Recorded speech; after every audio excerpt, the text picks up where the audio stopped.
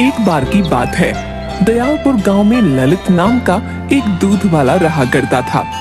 उसके पास एक गाय थी। वो गांव में दूध बेचा करता था।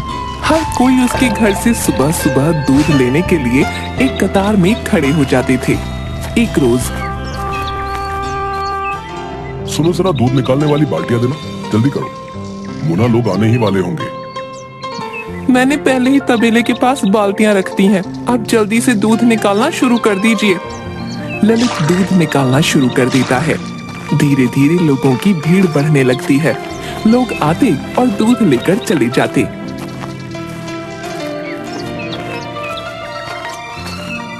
एक बूढ़ा आदमी आता है। बेटी, थोड़ा आज ज्यादा दूध मिल जाएगा क्या? चाचा जी, इतना ही बचा है। मुझे लगता है बेटा, तुम्हें कुछ और गाय खरीद लेनी चाहिए। इससे कोई भी खाली हाथ नहीं लौटेगा। आप ठीक कह रहे हैं चाचा जी। माफ करिए, आज दूध खत्म हो चुका है। जिन जिन के लिए भी दूध नहीं बचा, वो सब शाम को आना। आज फिर से दूध खत्म हो गया। समझ नहीं आता कितनी जल्दी आऊं। मोना, तुम कुछ और गाय क्यों नहीं खरीद लेती? मैं भी यही सोच रही हूँ दीदी। मुझे भी अच्छा नहीं लगता ऐसे सबका खाली हाथ जाना। मैं इनसे बात करके देखती हूँ क्या होता है। सुनिए ना, मैं कह रही थी कि हमें कुछ और गाय खरीद लेनी चाहिए। हमेशा कोई ना कोई रह ही जाता है। अब तो हमारा काम भी अच्छा चलने लगा है। कुछ और गाय खरीद लेते हैं ना? चलो ठीक है, मैं बात करता हूँ इधर उधर। चलिए नाश्ता कर लीजिए। मुन्ना, मैं जरा पास के गांव में जा रहा हूँ। इसके बाद ललित गायों को खरीदने पास के गांव के तबेले में चला गया। नमस्ते भाई। और ललित भाई, कैसे हो? बस प्रभु की कृपा से ठीक हूँ। कुछ गाय खरीदनी थी, इसलिए यहाँ चला आया। पहले वाली गाय तो आपने बहुत अच्छी दी थी, एकदम शांत और दूध भी गाढ़ा। इस बार भी हमें ऐसी ही गाय चाहिए, जो शांत हो और जिसका दूध एकदम गाढ़ा हो। क्यों नहीं भाई, हम तुम्हें अच्छी ही गाय दिखाएंगे। ये देखो, ये हमारे तबेले की सबसे अच्छी नस्ल है। ये शांत भी है और दूध भी गाढ़ा देती है। ललित ने गाय के सर पर हाथ रखा। गाय एकदम शांत थी। रुकिए, मैं आपके सामने इसका दूध निकलवा कर दिखाता हूँ। राधू, झींगा, अरे कहाँ मर गए दोनों? दोनों भाई किसी काम के नहीं। ओए राधू, जा, तुझे मालिक बुला रहे। नहीं झींगा, तुझे बुला रहे। बोला ना तुझे बुला रहे। मैं तुझसे बड़ा हूँ, तू जा। तू सिर्फ मुझसे 1 मिनट बड़ा है, समझा? ज्यादा धौंस मत जमा। तेरे से पहले अगर मैं आ जाता तो आज मैं बड़ा होता, समझा? क्या रे तुम दोनों काम चोरों को जरा काम के लिए क्या बोलो तो तुम्हें मौत आ जाती है। जा राधू, दूध निकाल उस गाय का, और झींगा तुम तबेले की सफाई करो। मालिक, उससे तो आपने दूध निकालने का काम दिया और मुझे सफाई का काम दे रहे। तू चिंता मत कर, उसके बाद वो भैंसों को नहलाएगा। खुश? झींगा, तू तो गया। राधू ने तबेले वाले को एक लोटे में दूध निकाल कर दिया। हाँ भैया, दूध तो बढ़िया है और स्वादिष्ट भी लग रहा है। तो ये गाय तय रही। ले बिरजू, जरा तू भी चखियो। हाँ मालिक, ये तो वाकई बढ़िया है। इसके बाद ललित और बिरजू दोनों घर जाने लगे। रास्ते में अचानक मौसम खराब हो गया। ललित और बिरजू गाय और उसके बछड़े को लेकर भागने लगे। घर के करीब पहुंचकर, बिरजू, तू गाय और बछड़े को तबेले में बांध दे। ठीक है मालिक। मालिक, हाँ मालिक, बछड़ा नहीं मिल रहा है। ये क्या बोल रहे हो? बछड़ा कहाँ गया? मालिक, लगता है आते वक्त तूफान में वो मेरे हाथ से छूट गया। मोना, तुम इनको देखो, मैं उसको लेकर आता हूँ। सुनिए जी, मौसम धीरे धीरे खराब हो रहा है, आप मत जाइए।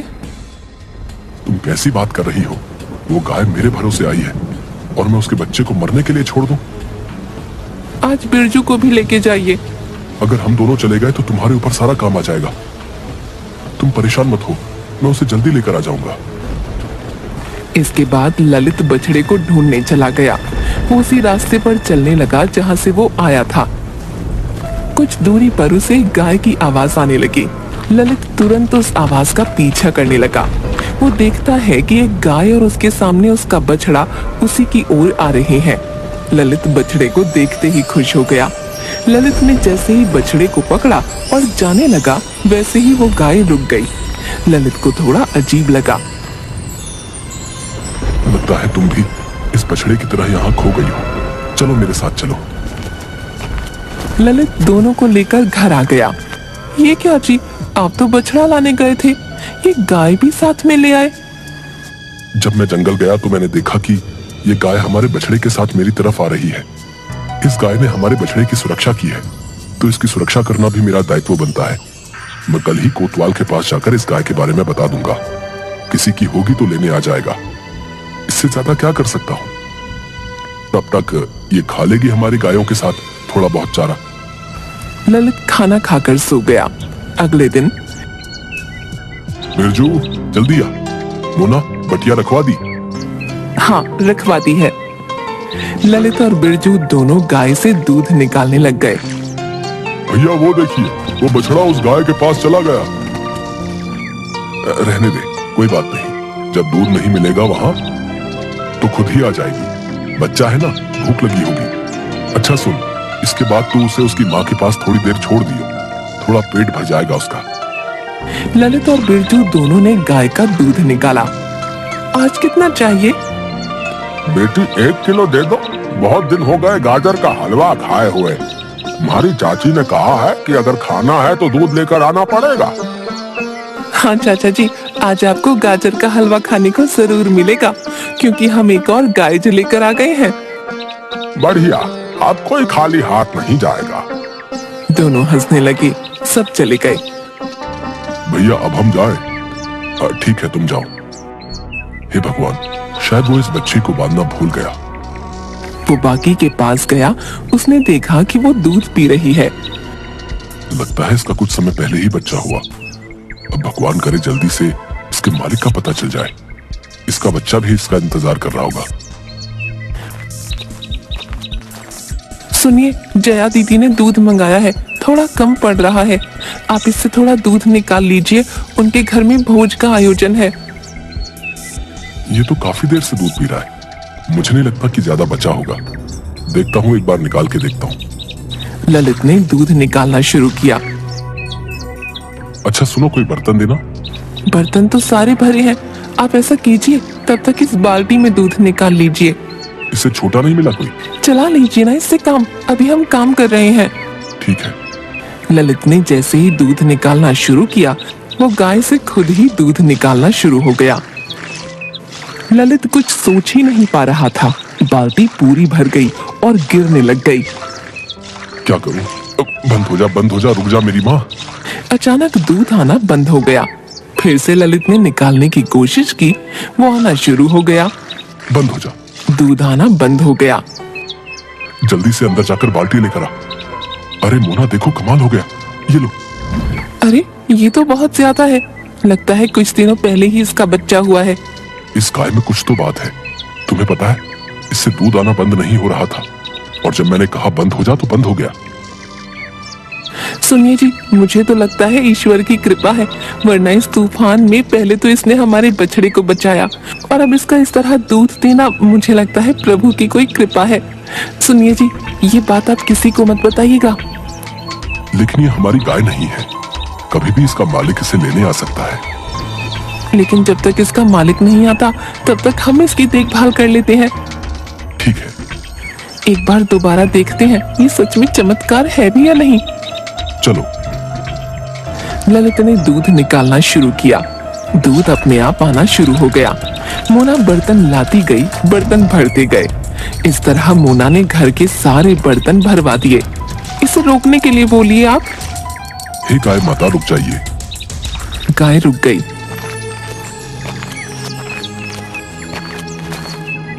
आपके लिए रोटी लाया हूँ, आप ये खा लो।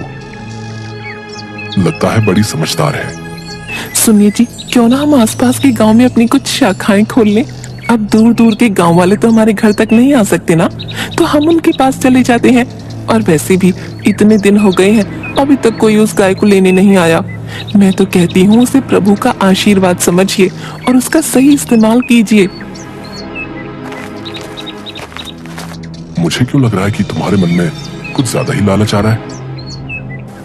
कैसा लालच जो इंसान परिस्थिति को स्वयं के अनुरूप नहीं ढाले, परिस्थितियां उसके विपरीत हो जाती हैं। और मैं तो बस घर आई लक्ष्मी का स्वागत कर रही हूँ।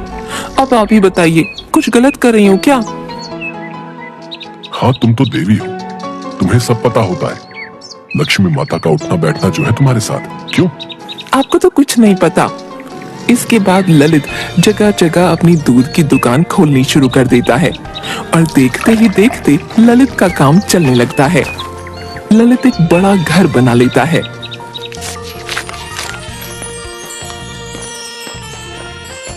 अब ये सब बंद कर दीजिए, इतना काम करेंगे, चलिए बंद करिए। ठीक है, लो कर दिया। कभी कभी सोचता हूँ कि एक वो दिन था जब हम सामान्य सा जीवन बिताया करते थे, और एक आज का दिन है। सब प्रभु की कृपा है। मैंने तो कहा ही था आपसे। देखिए, जिसे आप लालच कह रहे थे, आखिरकार समझ सारी निकली ना। सही कहा तुमने। अगर उस दिन वो गाय हमें नहीं मिलती तो आज भी हम वही सब कर रहे होते। लेकिन ध्यान रखना, वो किसी की नजरों में ना पाए, वरना कोई भी उसे चुरा सकता है। बिरजू कहाँ गया? दूध गर्म किया या नहीं? लाता हूँ दीदी। लीजिए दीदी। ठीक है, अब तू जा, सो जा। इसके बाद मोना और ललित सो गए। रात को तबेले में आग लग जाती है। सारी गायें चिल्लाने लगती हैं। ललित तुरंत उठकर बिरजू को आवाज देता है। बिरजू नींद से तुरंत उठकर वहां पानी डालने लगता है। सब ठीक हो जाता है। ललित गायों को दूसरी जगह ले जा रहा होता है। तभी वो देखता है कि जादुई गाय उनमें नजर नहीं आ रही। ललित मोना को सब बता देता है। अब क्या करेंगे हम? दूध कैसे पहुंचाएंगे दुकानों में? मैं ऐसा करता हूँ, कुछ समय के लिए दुकानें बंद कर देता हूँ। ठीक है, यही सही रहेगा। ललित सब जगह ढूंढता है। पूरी रात बीत जाती है। कुछ तो खा लीजिए। कैसे खा लूं, तुम ही बताओ। पता नहीं वो कहाँ चली गई। उसकी वजह से आज हम ये जिंदगी जी पा रहे हैं, और आज जब उसकी कोई खबर नहीं मिल पा रही तो तुम चाहती हो कि ये सब जानने के बाद भी मैं चैन से खाना खा लूं। ललित पूरा दिन उसे ढूंढता है, लेकिन वो गाय नहीं मिलती। थक कर ललित शाम को घर वापस आ जाता है। मोना ललित के लिए पानी लाती है, लेकिन तब तक वहाँ एक बूढ़ी अम्मा आ जाती है। क्या हुआ ललित बेटा, सब ठीक है? नहीं अम्मा, मेरी गाय कहीं चली गई है, पता नहीं कैसी होगी। बेटा तू चिंता मत कर, पशु अपने मालिक से ज्यादा देर दूर नहीं रह पाते, वो जल्दी ही वापस आ जाएगी। बस भगवान करे ऐसा ही हो जाए। चल अब मैं चलती हूँ, फिक्र मत कर, सब ठीक हो जाएगा। कुछ तो खा लीजिए, इस तरह बिना खाए आप कब तक उसे ढूंढते रहेंगे? आप कमजोर हो गए तो फिर हमारी लाडो को कौन ढूंढेगा? ललित खाना नहीं खाता, वो पानी पीता है और घर के दरवाजे पर बैठकर अपनी गाय के घर आने का इंतजार करता रहता है। पूरा दिन थक जाने के कारण ललित को नींद आ जाती है। ललित सपना देखता है कि ललित अपनी गाय को ढूंढ रहा है। लाडो, कहाँ है तू? जल्दी आजा घर। तभी लाडो उसे कोहरे में से आते हुए दिख रही होती है। उसके गले की घंटी बज रही है और वो धीरे धीरे उसके पास आ रही है। जैसे ही वो गाय को हाथ लगाता है, उसकी आंख खुल जाती है। वो देखता है कि गाय उसके पास बैठी है। वो खुश हो जाता है। मोना, बिरजू, यहाँ आओ, हमारी लाडो आ गई। देखिए, सब ठीक हो गया ना? चलिए अब अंदर आ जाइए और कुछ खा लीजिए। बिरजू, तुम इसे तबेले में बांध दो। नहीं, मैं ले जाऊंगा। ललित उसे तबेले में बांधता है। उसके सामने ललित घास रखता है और पानी भी रखता है। आज के बाद तुम कहीं मत जाना। तुम्हें पता है मैं कितना डर गया था। ये दुनिया अच्छी नहीं है, यहाँ लालची मतलबी लोग भरे पड़े हैं। कौन जाने कब तुम्हें चुरा ले जाए। वादा करो, तुम कभी ऐसा दोबारा नहीं करोगी। गाय रंभाती है। तुम खाओ, मैं भी चला खाना खाने। आधी रात का समय एक आदमी कंबल ओढ़कर गाय चुराने की कोशिश करता है। तब तक गाय जोर जोर से आवाज निकालने लगती है। ललित तुरंत भागकर तबेले में पहुंचता है। आदमी को गाय चुराते देख ललित उसे पकड़ने की कोशिश करता है। ललित के हाथों में कंबल आ जाता है। ललित कंबल को खींचता है, लेकिन वो आदमी भाग जाता है। इस बार ललित ने लाडो को एक सुरक्षित कमरे में बंद कर दिया। क्या हुआ जी? वो आवाज लाडो की ठीक तो है ना वो? कोई लाडो को चुराने आया था। कहीं तबेले में आग लगाने वाला और लाडो को चुराने आने वाला आदमी दोनों एक तो नहीं? ये कंबल किसका है? ये कंबल उसी चोर का है। अगले दिन ललित लाडो के पास जाता है और दूध निकालना शुरू करता है।